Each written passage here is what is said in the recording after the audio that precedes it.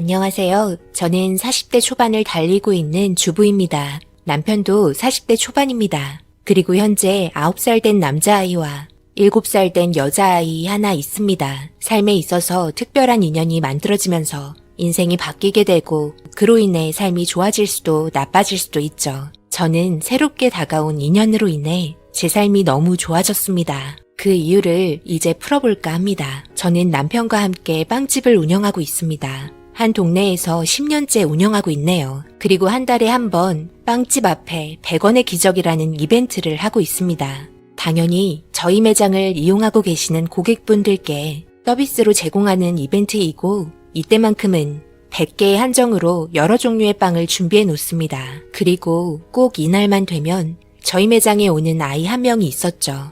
처음에는 그러려니 했습니다. 저에게 100원을 주고 빵을 2개 가져갔으니까요. 아직 어린아이라 그런지 돈에 대한 개념이 없는 것 같아 웃으면서 그렇게 보내줬고 아이의 상황을 보곤 안타까운 마음도 들어 따로 빵을 몇 개 더 챙겨준 적도 있었습니다. 제가 남편과 함께 빵집을 한 이유도 불우한 이웃도 도와주려고 했기 때문에 빵집을 운영하게 되었던 겁니다. 이런 저희 매장의 이미지가 좋아지면서 많은 분들께서 와주셔서 항상 감사했습니다. 그런데 이벤트 하는 날 이 아이의 잘못된 행동 때문에 쫓아가게 되는 상황이 생기고 말았습니다. 역시나 다른 사람들과 같이 줄을 서서 기다리고 있었고 저는 따로 우유와 빵을 몇 개 더 챙겨서 봉지에 넣어놨습니다. 그런데 바구니에 100원을 넣지 않고 빵 2개를 가지고 도망을 가길래 이건 잘못된 거라 생각하고 쫓아갔습니다. 어찌나 빠르던지 조그만 몸으로 골목 사이로 도망을 갔습니다. 저는 이리저리 찾고 있었고 그곳에서 보게 된 모습은 제 마음을 너무 아프게 했습니다. 이 아이는 여동생이 있었습니다. 그리고 허겁지겁 먹으면서 서로를 바라보고 있는데 이 아이는 빵을 반만 먹더니 자기는 더 이상 못 먹겠다면서 먹다 남은 빵을 동생에게 주고 있었네요.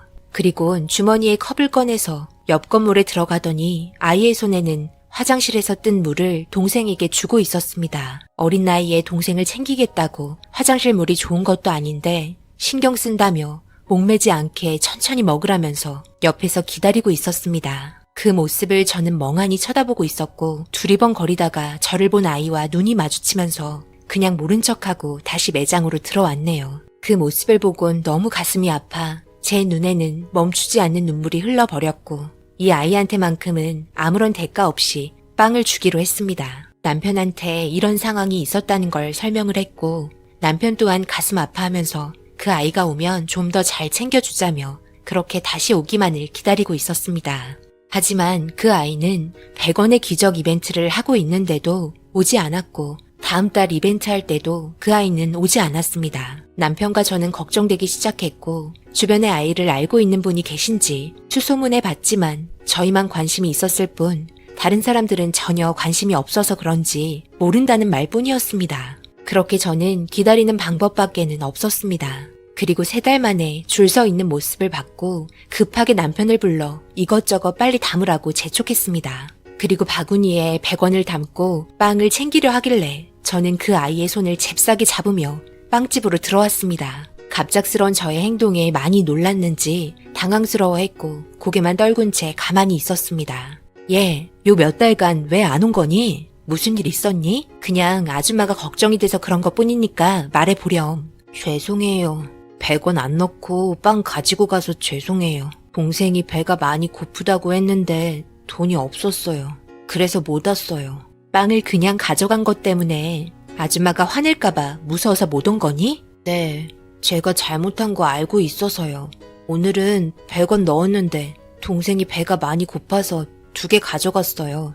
죄송해요. 괜찮다. 그런 거 가지고 미안해할 필요 없단다. 하지만 말도 없이 그냥 가지고 가는 거와 허락을 구하고 가지고 가는 거와는 전혀 다른 문제란다. 모든 거에는 대가가 따르는 법이야. 그러니 다음부터는 너의 상황을 이야기하면 좋겠어. 요 몇 달간 안 와서 아줌마가 많이 걱정했잖니. 이거 가지고 가서 동생이랑 같이 먹도록 해라.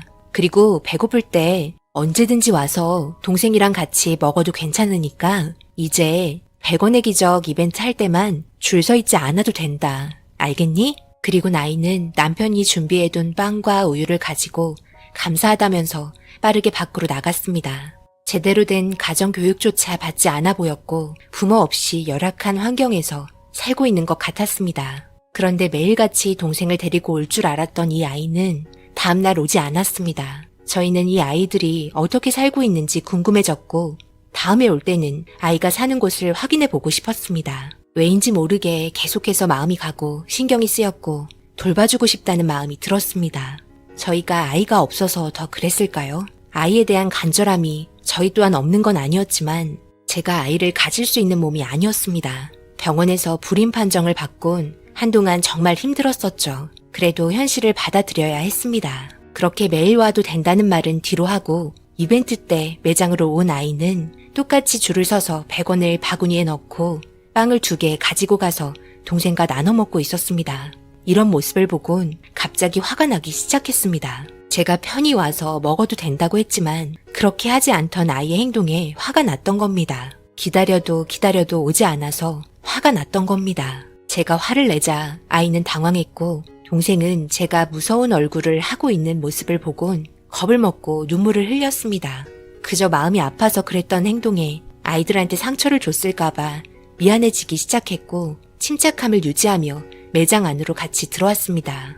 빵집에 처음 들어온 동생은 두리번거리며 이것저것 먹고 싶어하는 모습에 남편은 먹고 싶은 거 다 골라보라고 했고 동생이 고른 건 다름 아닌 만화 캐릭터가 올라간 초코 케이크였습니다. 남편은 고민조차 하지 않고 케이크를 꺼내줬고 좋아하는 동생의 모습에 아이도 행복해 보였습니다. 한 번도 아이를 키운 적 없고 어떻게 눈높이를 맞춰야 하는지 몰랐던 저희에게 이 아이들은 너무나 큰 존재감으로 다가왔습니다.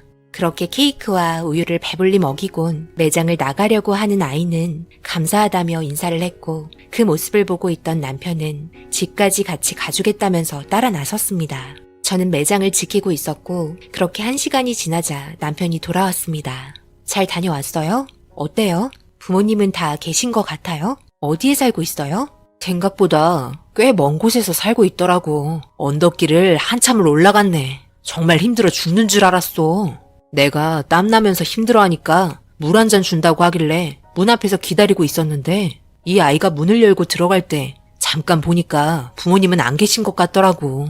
그리고 악취 같은 게 많이 나던데 집 환경이 좋아 보이지 않았어. 보통 아이들과 함께 살고 있는 집과는 전혀 달랐어. 일단 내가 본 건 거기까지고 집은 알게 됐으니까 나중에 같이 가보는 걸로 하자. 이렇게 남편과 대화를 하면서 알게 된 사실에 더욱더 걱정이 되면서도 이런 제 모습이 정상적인 마음인지 헷갈리기도 했습니다. 그저 아이가 없는 그리움 때문인 것 같기도 하면서 이런저런 복잡한 생각이 제 머리를 지끈거리게 만들었고 그런 모습을 보고 있던 남편 또한 제 마음을 잘 알고 있었는지 아무 말 없이 손을 잡아줬습니다. 그리고 다음날 저희는 아이 집으로 향했고 문을 두드리는 소리에 나온 아이는 땀을 흘리며 많이 힘들어 보이는 얼굴로 저희를 맞아줬습니다. 그렇게 처음 들어가 본 집에는 악취 같은 게 진동을 했고 한쪽 방에는 TV를 보고 있는 동생과 그리고 그 옆에 누워있던 한 사람은 다름 아닌 이 아이들의 할아버지였습니다.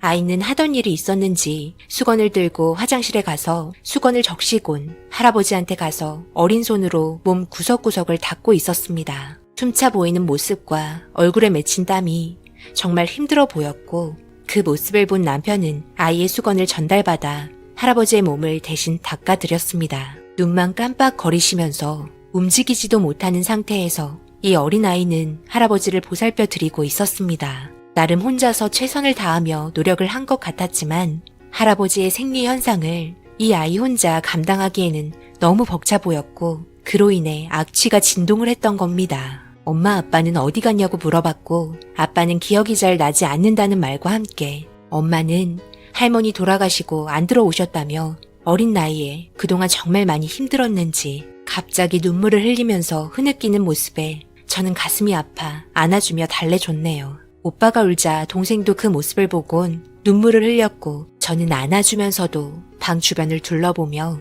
사람이 살 수 있는 환경은 절대 아닌 것 같아 조치가 필요해 보였습니다. 그렇게 저희는 할아버지와 아이들을 일단 집으로 데려왔고 다음날 복지부에 연락을 해서 아이들 가정 환경을 이야기했고 그렇게 할아버지는 요양병원으로 들어가게 되었고 아이들은 보호해줄 수 있는 부모도 없었기 때문에 아동보호센터에 들어가게 되었습니다. 그렇게 저와 아이들은 헤어지게 되었고 조용한 집에 들어온 남편과 저는 한동안 말없이 조용히 앉아 있었습니다. 그렇게 잠 못 이루는 밤을 지새웠고 빵집 오픈하며 예전과 같은 생활을 보냈습니다. 그리고 매달 찾아오는 100원의 기적 이벤트를 하면서 오지 않는 아이를 생각하며 그렇게 하루를 보냈습니다. 저희는 남편과 상의 후 아이들이 보고 싶어 다시 아동복지센터를 찾았고 아이들을 버리고 떠난 엄마를 찾았냐는 말에 아직까지 연락 온 건 없다며 지금 심리검사와 함께 아이 안정을 위해 교육 중이라는 말을 전달받았습니다. 저는 아이들 얼굴을 보려고 기다렸고 심리검사를 마친 아이들은 저와 남편을 보곤 달려와 저와 남편을 꼭 안아줬습니다. 아무 말 없이 저를 보며 미소 없는 얼굴을 하고 있는 아이들에게 저는 다시 밝은 웃음을 찾아주고 싶어 남편에게 눈물을 흘리며 입양을 하고 싶다는 말을 해버렸습니다.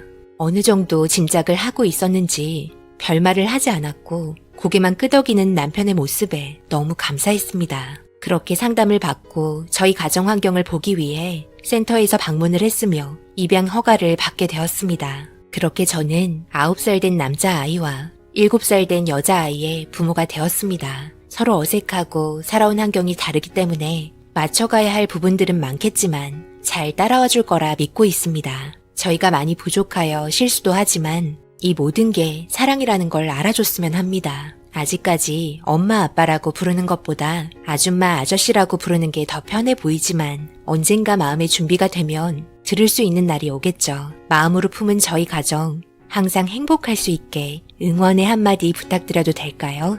언제나 지금의 삶을 소중하게 생각하며 지내도록 하겠습니다. 제 긴 사연 읽어주신 분들 항상 좋은 일 가득하시길 바랍니다. 오늘의 사연은 여기까지입니다. 댓글로 여러분들의 생각과 조언을 남겨주세요. 구독, 좋아요, 알림도 꼭 부탁드립니다. 저는 다음 영상으로 찾아뵙겠습니다. 감사합니다.